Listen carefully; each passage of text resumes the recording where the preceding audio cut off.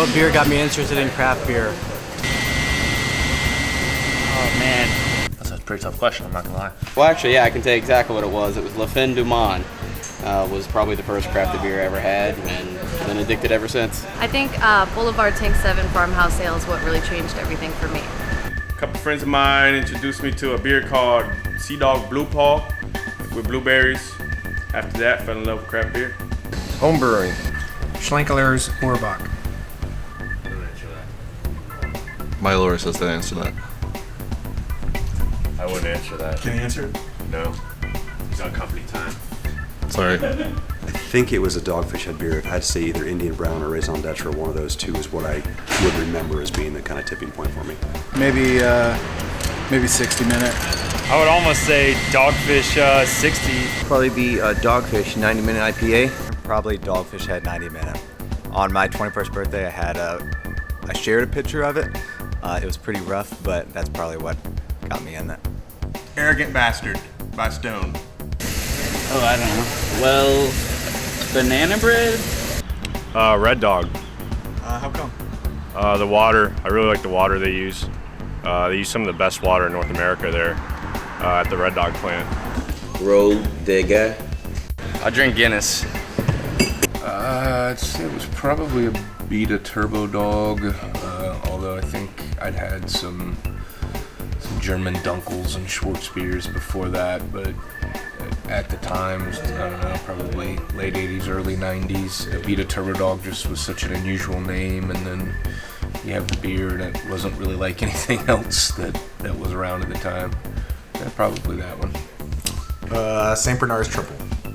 I'd started with a lot of Belgian beers.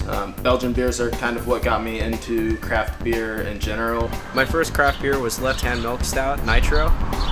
My dad picked me up a 6-pack of a bunch of really weird stuff that he found, and it was the first thing that I ever opened that wasn't Budweiser, and it completely changed my view of what craft beer would be.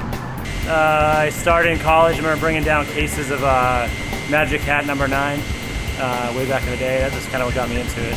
Rogue Hazelnut Brown Nectar. Oscar Blues Gordon's. It's the first one.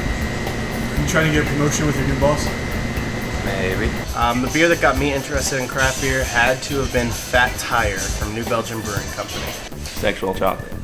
Oh man, I remember it was 10 Minutes of Pleasure from Trinity. Maduro, I had my 21st birthday. And it was actually High Life. High Life, definitely. I would say High Life. High Life, actually.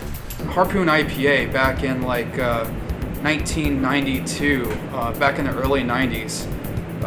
Really loved that beer. And another one too that I have to give credit to was Blind Pig Brewing in Temecula, California. Their Golden Ale I just thought was so awesome. Terrapin's Wake and Bake. Snake River Lager in Jackson Hole. Anchor Liberty Ale. Well, I'm older than everybody else around here, so it'd be Sam Adams Boston Lager. Awesome product, everything they make is great, and still one of my favorite beers. That would be Yingling in high school, or in college, I should say, after 21. Yingling. Well, the beer that got me into craft beer was Innocent Gun Cascade Scotch Ale, for sure. I hadn't had any beer that tasted anything like that before, and made me start searching out beer that tasted more like fizzy yellow soda water. How about Hagen? She's on the wagon. She doesn't drink. Food is her vice. That's it. Easy answer, Guinness. Longhammer IPA from Red Hook.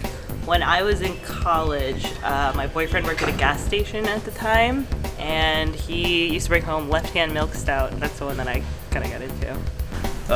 It was Blue Moon.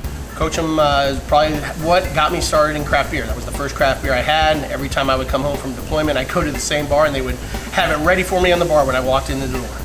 It'd have to be Terrapin Rye Pale Ale. It was the first great, well-made beer that I had growing up outside of Athens.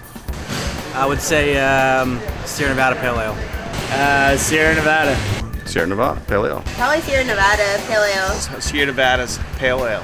Sierra Nevada Pale Ale. Thanks, Ken. Sierra Nevada Pale.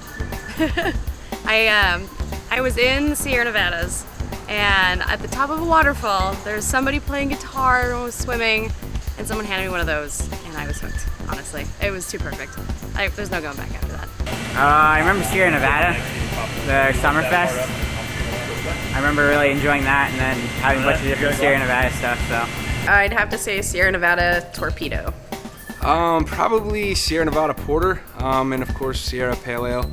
Even when we were younger, I would say me and my buddies were trying to save up a couple extra dollars to get beers with more flavor in them. So, you know, that was the first one that it was hoppy to us back then, and then still super flavorful. I remember it coming in that light blue package, and you know, when we had a couple extra bucks, we were excited to get that porter. And then of course Sierra Pale was one of those first beers I really fell in love with. And the great thing about that beer, because they're such a successful brewery, you could find that almost anywhere you went. Even in Florida, when we were struggling to find better beer around here, if you'd go to a place, you'd think, oh yes, they at least have Sierra Pale Ale, and we were always excited to be able to grab that and enjoy it.